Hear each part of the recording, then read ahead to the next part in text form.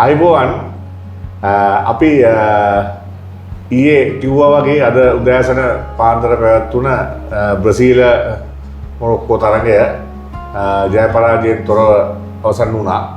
අපි හිතුවේ 2-2 වශයෙන් වගේ මේක නිමවටපත් වෙයි කියලා. නමුත් එකට එකක් ලෙස තමයි නිමවටපත් වුණේ. මොකද හිතන්නේ තරගය ගැන මුල් භාවයේ තරම් ක්‍රීඩාශීලී බවක් තිබුණ නැති තරගයක් නේද ආරම්භයේ. ඔව් ඇත්තටම ආරම්භයේදී මොරොක්කෝ කණ්ඩායම නම් හොඳට ක්‍රීඩා කරා. හැබැයි බ්‍රසීලය ඇත්තටම ඉතාමත්ම නරක විදිහට තමයි මුල් භාගයේ ක්‍රීඩා කරේ. ඇත්තටම මොරොක්කෝ තමයි පළවෙනි ගෝල් එකත් ගත්තේ. ඊට පස්සේ විනිසියස් ජූනියර් බ්‍රසීලයට ගෝල් එකක් ගත්තා. දෙවෙනි හාෆ් එකේදී ලොකු ඇක්ටිවිටි එකක් අපිට දකින්න හම්බුනේ නැහැ මේ මැච් එකේ. මේවා රිටියනම් තත්ත්වයක් වෙනස් වෙන්න තිබුණා නේද? ඔව් බ්‍රසීල් ප්‍රේක්ෂකයන් මේක තමයි විශ්වාස කරන්නේ. නමුත් කියන්න බෑ. ඉතින් මොරොක්කෝ දැන් ඇත්තටම හොඳ කණ්ඩායමක්. දැන් එයාලා සොලිඩ් කණ්ඩායමක් බවට පත් වෙලා තියෙන්නේ. සහ බ්‍රසීලයේ මේ පාර වර්ල්ඩ් කප් chances ගැන ලොකු ප්‍රශ්නයක් අපිට දැන් පැන නැගෙනවා මේ performance. මේමාර ඉදිරියේ ක්‍රීඩා කරයිද? ස්ටාර්ටින් ලයින් අප් වල නම් ක්‍රීඩා කරන්න හම්බෙන්නේ නැහැ. නමුත් ඔහුට සමහරට බෙන්ච් එකේ ඉඳලා ක්‍රීඩා කරන්න හම්බෙයි. තව කියන්න ඕනේ ඊ තරගේ ඊගෝ තියාගෝ සහ රෆීනියා එතරම් දක්ෂතාවලට ආවේ නැහැ. ඒ නිසා මම කියන්නේ හිතනවා සමහරට නේමාර්ට ඒ ක්‍රීඩකයන් දක්ෂතාව අතරට ආවේ නැති නිසා සමහරට ඔහුට ස්ටාර්ට් කරන්න chance එකක් එන්න පුළුවන්. හැබැයි මම ජෙනරලි හිතන්නේ නැහැ මේ කියලා. අපි අනිත් මැචස් ගැනත් පොඩ්ඩක් කතා කරොත් කටා ස්විට්සර්ලන්ඩ් මැච් එක ඒකත් එකට එකක් විදිහට ඩ්‍රෝ වුණා. අපි දැක්ක ඕන් ගෝල් එකකුත් යනවා. ඒ මැච් එක ගැන පොඩ්ඩක් කතා කරමු. ඔව් ඇත්තටම කටා මැච් එක මම හිතන්නේ ස්විට්සර්ලන්ඩ් දිනයි කියලා තමයි මේ දිගටම මම නම් හිතුවේ. මොකද ඔවුන් shots on target 10ම තිබිලා එක ගෝලයක් තමයි ඔවුන්ට වාර්තා කරන්න හම්බුනේ. අවසාන 94 වෙනි විනාඩියේ තමයි අර කටා කණ්ඩායම ගෝලයක් වාර්තා කරේ. ඒ නිසා මම හිතන්නේ මේක හිතුවට වඩා ගොඩක් සර්ප්‍රයිසිං විදිහට තමයි තරගය ගියේ. අපි ආරම්භයේදී කිව්වනේ කටාර් කණ්ඩායමත් යම් ආකාරයක දියුණුවක් ලබා දෙනවා. ඒ කියන්නේ මේ ප්‍රදේශයේ ගිය පාර වර්ල්ඩ් කප් එක තුරේ සමුගෙත් යම් ආකාරයක දියුණුවක් ක්‍රීඩාවේ සිද්ධ වෙලා තියෙන බව පේනවා.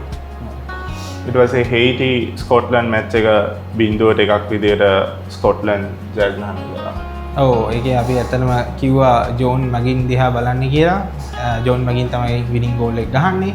ඒ වගේම කිව්වා වගේම හයිටි කණ්ඩායමත් ඉතාමත්ම හොඳ තරගයක් දෙනවා. මේ තරගයේ පුරාවටම ඊවන් කන්ටෙස්ට් එකක් දීලා එක ගෝලයකින් තමයි ඔවුන් පරාජයටපත් වෙන්නේ. හොඳ තරගයක් ස්කොට්ලන්ඩ් හයිටි. ඒකට මම හිතන්නේ ඕස්ට්‍රේලියානු තරගයේ සඳහා විශේෂත්වයක් තියෙනවා. අපේ ශ්‍රී ලාංකීය සම්භවයක් තියෙන ක්‍රීඩකයා සෙල්ලම් කරා. මම හිතන්නේ ඔහු තමයි මම හිතන්නේ ලාංකීය සම්භවයක් තියෙන ප්‍රථම ක්‍රීඩකයා බවට පත් වෙන්නේ මේ ෆුට්බෝල් වර්ල්ඩ් කප් එකක් සෙල්ලම් කරලා. ඔහුගේ නම නිෂාන් වේලුපිල්ලේ. එයා තමයි ලාංකීය සම්භවයක් තියෙන පළවෙනි ක්‍රීඩකයා වර්ල්ඩ් කප් එක ගහන සහ ටැමිල් හෙරිටේජ් එකක් තියෙන පළවෙනි ක්‍රීඩකයාත් එයා.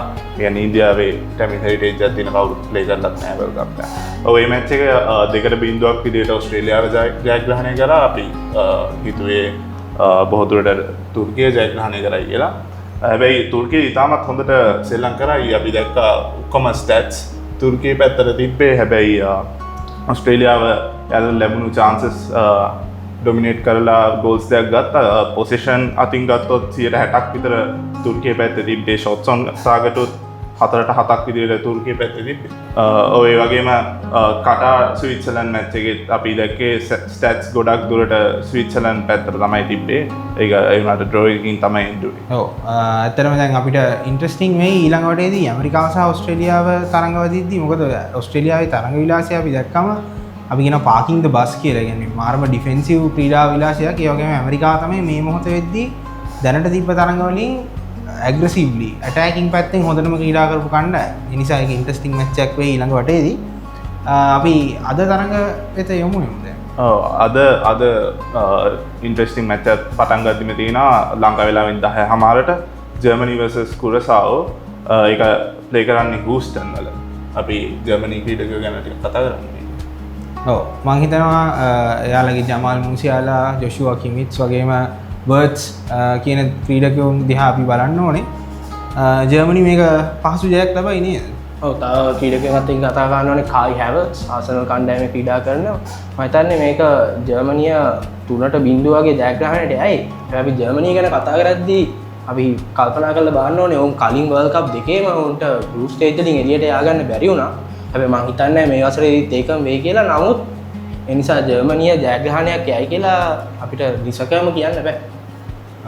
මට නම් ඇත්තටම පොඩි සැකයක් තියෙනවා දැන් මේ ටීම් 48ක් ඉන්න නිසා පොඩි කණ්ඩායම් ගොඩක් ඉන්න නිසා සමහර විට one sided results අපිට දකින්න පුළුවන්. අද සමහර විට පළවෙනි one sided result එක සමහරට 5-0 6-0 වගේ ස්කෝර් ලයින් එකක් වුණත් වෙන්න පුළුවන් අද. ඊට පස්සේ දෙවෙනි මැච් එක නෙදර්ලන්ඩ්ස් vs ජපාන් ලංකාවේ වෙලාවෙන් පාන්දර 1:00ට ඒක ප්ලේ කරන්නේ ඩැලස් වල.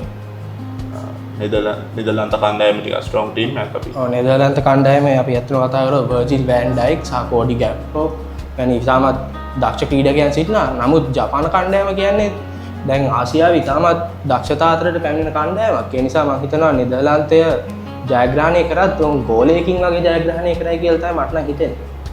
ඔව් මේක ගැන අපි පොඩ්ඩක් වැඩිපුර අවධානය යොමු කරන්න ඕනේ. මට හිතෙන්නේ අද දවසේ ප්‍රධාන තරගය මේක නෙදර්ලන්තය සහ ජපානය.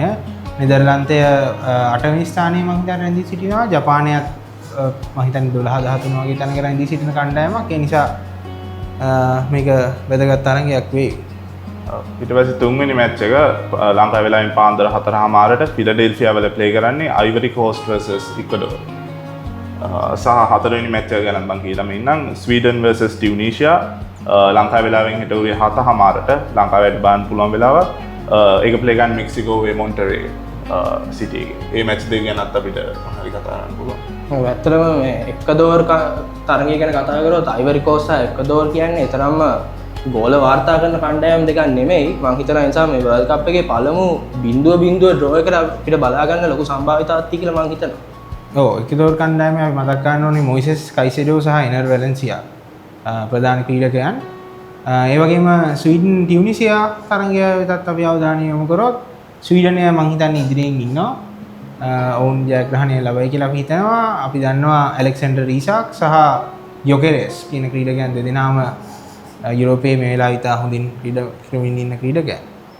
ඔව් ඒ නිසා මම හිතන්නේ මේක ස්වීඩනයේ පහසුවෙන් ජය ගනි. ගෝල්ස් මම හිතන්නේ 2-0 හෝ 1-0 වශයෙන් ජය ගනි කියලා තමයි මම හිතන්නේ. අපි ක්‍රීඩා ගැන කතා කරන හින්දා අද පොඩ්ඩක් NBA චැම්පියන්ෂිප් එක ගැනත් මම හිතනවා සිතියට වචන කිහිපයක් කියන්න තියෙනවා කියලා නිව්යෝර්ක් නික්ස් කණ්ඩායම ජයග්‍රහණය කරා. ඔව් ඇත්තටම නිව්යෝර්ක් නික්ස් මම හිතන්නේ කවුරුත් හිතමු නැති ආකාරයට සෑන් ඇන්ටෝනියෝ ස්පර්ස් කණ්ඩායම 4ට 1ක් ලෙස පරාජය කර තිබෙනවා. මම හිතන්නේ නිව්යෝර්ක් නික්ස් යම්කිසි කාලයකට පසු පළමු වතාවට තමයි ජයග්‍රහණය කරලා තියෙන්නේ මේ වසරේ. මම හිතන්නේ අවුරුදු 56කට පසුව මම හිතන්නේ වැඩිම ගැප් එකත් ඒක තමයි චැම්පියන්ෂිප් දෙකක් අතර තියෙන. ඔව් එහෙමනම් අපි ඔබට ආරාධනා කරන අපට බලන්න පුළුවන් වෙලාවල් වල ප්‍රයත්න තරම් කීපයකුත් තියෙනවා. ඉතින් ඒ තරඟ ටික බලන්න. අපි එහෙනම් හෙටත් හමු වෙමු බලමු මොකද වුනේ. අපි කිව්ව ඒවා වෙනවද නැද්ද? කොයිතරම් උද්‍යෝගමත් ආකාරයෙන් මේ තරඟාවලිය ප්‍රයත්නනාද කියලා අපි හෙට නැවත හමු වෙමු.